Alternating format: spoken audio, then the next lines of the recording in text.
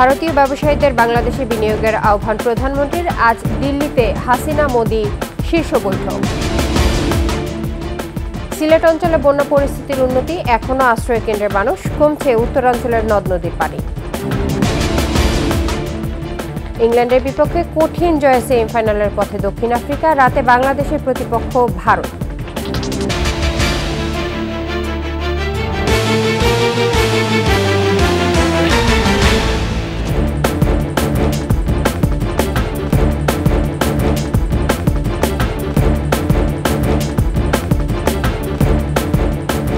শুনছিলেন first security ইসলামী bank PLC সংবাদ শিরোনাম। আমন্ত্রণ সকাল 9টার 21 সংবাদে। সঙ্গে থাকছি ইসরাত জাহান।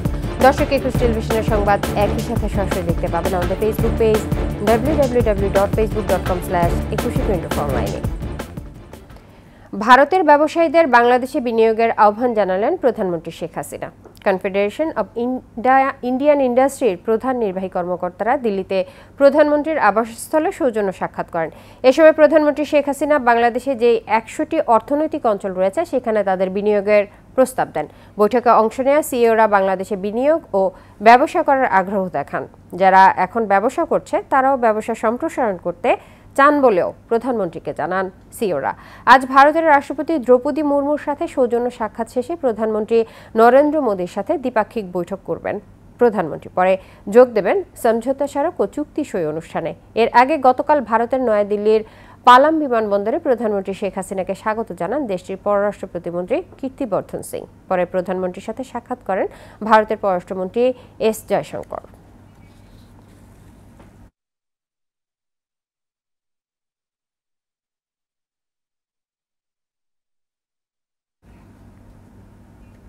পাঁচ দিন ধরে বন্যার পানিতে ডুবে আছে সিলেট নগরে। পরিস্থিতির উন্নতি হলেও কুশিয়ারা অববাহিকার 6 উপজেলায় বন্যা পরিস্থিতির অবনতি হচ্ছে। নতুন নতুন এলাকা প্লাবিত হওয়ায় খবর পাওয়া গেছে।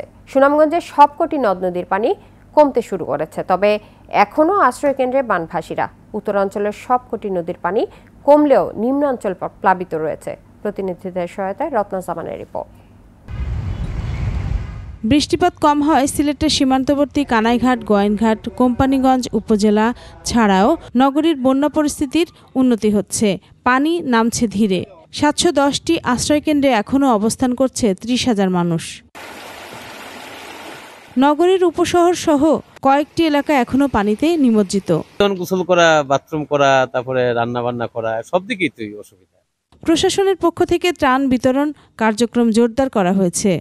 আমরা বিশুদ্ধ পানি এবং পানি বিশুদ্ধকরণের ট্যাবলেট আমরা সরবরাহ করছি। এর পাশাপাশি বিভিন্ন ধরনের খাবার, এর মধ্যে রয়েছে শুকনো খাবার, রয়েছে রান্না করা খাবার, এগুলো আমরা সরবরাহ করছি। এদিকে সিলেটের নদ নদীর পানি কমলেও সুরমা ও কুশিয়ারা নদীর পানি 6টি পয়েন্টে বিপদসীমার উপরে রয়েছে। পানি উন্নয়ন বোর্ডের কর্মকর্তারা জানিয়েছেন, উজানের পানি নিম্নাঞ্চলে চলে যাওয়ায় কয়েকটি উপজেলার পরিস্থিতি অবনতি হচ্ছে।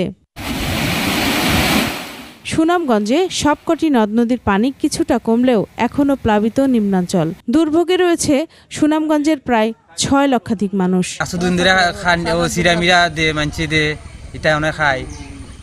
পানির উপরে আসলাম, পানির টেলায় আইছি আমরা, আইয়া এখানে আশ্রয় লইছি। এখন তো আমরা বাড়ি বাজারে পানি কমছে না। 24 ঘন্টায় বৃষ্টিপাত না হলে সুরমার পানি বিপদ সীমার নিচে নামবে। মৌলভীবাজারেও বন্যা পরিস্থিতির কিছুটা উন্নতি হয়েছে। জেলার সব নদ নদীর পানিই কমেছে, তবে হাকালুকি হাওরের পানি বেড়ে যাওয়ায় জুড়ি ও বড়লেখা উপজেলার বেশ কিছু এলাকা প্লাবিত রয়েছে। লালমনিরহাটের আদিতমারি উপজেলায় কয়েকশো পরিবার এখনো পানিবন্দী। নেত্রকোনায় 3 উপজেলার নিম্নাঞ্চল প্লাবিত রয়েছে, তবে জেলার প্রধান নদ নদী কংস, সোমেশ্বরী, ধনু ও মগনা নদীর পানি কমতে শুরু করেছে। রত্না জামান, 21 টেলিভিশন। নিচে সংবাদ বিরতি। যখন ফিরছি তখন অন্যান্য সংবাদের সঙ্গে আরো থাকবে। গাজার রেড ক্রস কার্যালয়ের পাশে ইসরায়েলি বাহিনীর গুলি, 22 বেসামরিক নাগরিকের মৃত্যু।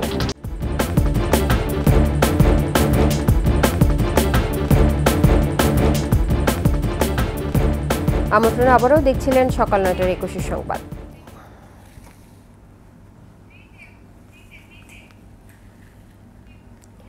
কার্যক্রম শুরুর 10 মাসের মাথায় সার্বজনীন পেনশন স্কিমে নিবন্ধন সংখ্যা 3 লাখ ছাড়িয়েছে। এর মধ্যে 57,000 মানুষকে সম্পৃক্ত করে জেলাগতভাবে প্রথম স্থান অধিকার করেছে চট্টগ্রাম। 15 জুলাইয়ের মধ্যে এই সংখ্যা লক্ষাধিক ছাড়িয়ে যাবে বলে জানিয়েছে চট্টগ্রাম জেলা প্রশাসন।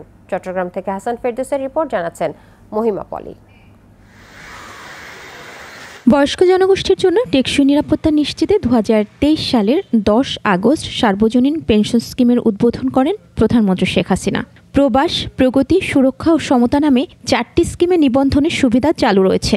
এই স্কিমের সাথে সাধারণ মানুষকে সম্পৃক্ত করতে জেলা উপজেলায় চলছে ব্যাপক কার্যক্রম।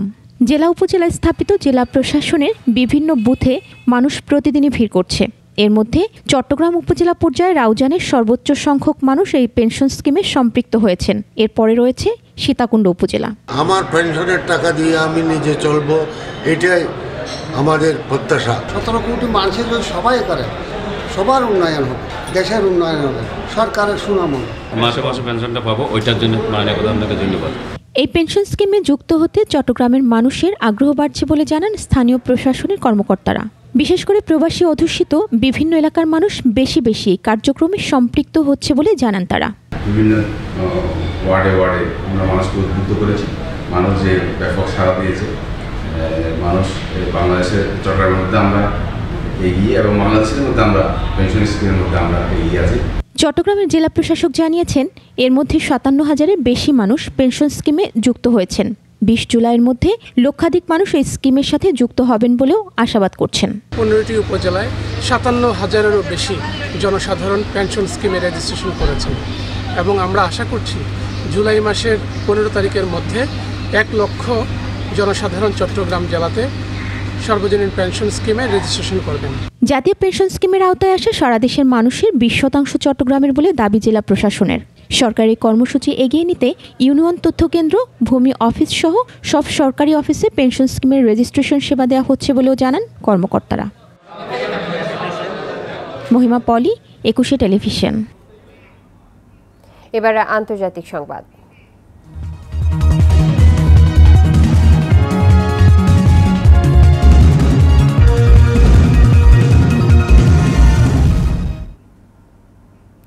গাজার রেড ক্রস কার্যালয়ের পাশে ইসরায়েলি বাহিনীর গুলিতে 22 বেসামরিক নাগরিকের মৃত্যু হয়েছে। সংস্থাটি বলছে, অ্যাম্বুলেন্স এবং উদ্ধারকারী দল দ্রুত ঘটনাস্থলে গিয়ে মৃত ও আহতদের সরিয়ে পাশের হাসপাতালে নেওয়ার চেষ্টা করে। এলাকাটিতে বহু বাস্তুচ্যুত ফিলিস্তিনি আশ্রয় নিয়েছিলেন বলে জানা গেছে। গাজার স্বাস্থ্য মন্ত্রণালয় জানিয়েছে, এ নিয়ে গত বছরের 7 অক্টোবর থেকে চলমান ইসরায়েলি হামলায় ফিলিস্তিনের নিহতের সংখ্যা বেড়ে দাঁড়িয়েছে 37,431 জনে। পাশাপাশি এই পর্যন্ত আহত হয়েছেন অন্তত 85,653 জন ফিলিস্তিনি। ইসরায়েল গাজা উপত্যকায় অবিরাম বিমান ও স্থল হামলা চালিয়ে যাচ্ছে। ইসরায়েলি হামলায় হাসপাতাল, স্কুল, শরণার্থী শিবির, মসজিদ, গির্জাসহ হাজার হাজার ভবন ক্ষতিগ্রস্ত হয়েছে। ইসরায়েলের পরিকল্পনা সম্পর্কে ধারণার বশে প্রথমবারের মতো ইউরোপের দেশ সাইপ্রাসে হামলার হুমকি দিয়েছেন লেবাননের সশস্ত্র গোষ্ঠী হিজবুল্লাহ। হিজবুল্লাহর মহাসচিব হাসান নাসরুল্লাহ জানান, সর্বাত্মক যুদ্ধ শুরু হলে সাইপ্রাস দখলদার ইসরায়েলি বাহিনীকে তাদের বন্দর ও ঘাঁটি ব্যবহার করতে দিতে পারে। তিনি জানান, লেবাননে হামলা চালানোর জন্য যদি সাইপ্রাসের বন্দর ও ঘাঁটি ইসরায়েলি শত্রুদের জন্য খুলে দেওয়া হয়, তার অর্থ হবে সাইপ্রাসের সরকার এই যুদ্ধের অংশ। কিন্তু সাইপ্রাস বলছে তারা কোনো সংঘাতে জড়াবে না। হিজবুল্লাহ প্রধানের দেওয়া বিবৃতি ও হুমকি বাস্তবতার সাথে সামঞ্জস্যপূর্ণ নয় বলেও মনে করছে দেশটি।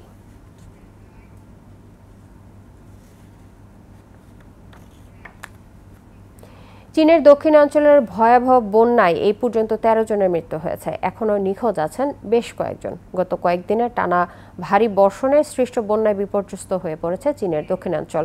বন্যার পানিতে তলিয়ে গেছে কয়েকটি প্রদেশ। পানিবন্দী হয়ে পড়েছেন বহু মানুষ। তাদের উদ্ধারে কাজ করে যাচ্ছে উদ্ধারকারী দল।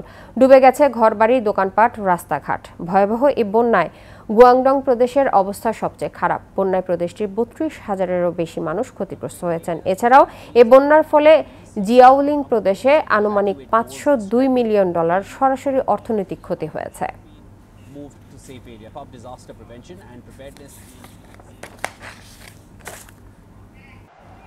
এর সাথে শেষ করছি সকাল 9টার 21 সংবাদ। তবে যাবার আগে ফার্স্ট সিকিউরিটি ইসলামী ব্যাংক পিএলসি সংবাদ শিরোনামগুলো আরও একবার।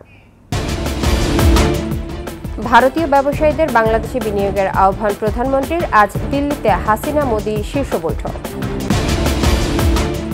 সিলেট অঞ্চলে বন্যা পরিস্থিতির উন্নতি, এখনো আশ্রয় কেন্দ্রে মানুষ, কমছে উত্তরাঞ্চলের নদ নদীর পানি।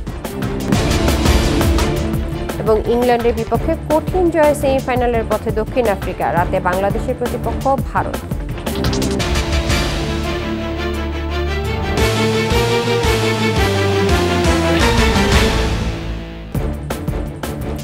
সর্বশেষ সংবাদ জানতে ডায়াল করুন 2021 নম্বরে, আর ভিজিট করুন 21-tv.com এই ওয়েবসাইটে। এছাড়াও ফেসবুকে ভিজিট করতে পারেন facebook.com/2124 অনলাইনে। এতক্ষণ সঙ্গে থাকার জন্য ধন্যবাদ। পরের সংবাদ দুপুর 12টায় দেখার আমন্ত্রণ রইল। 21-এর সাথেই থাকুন।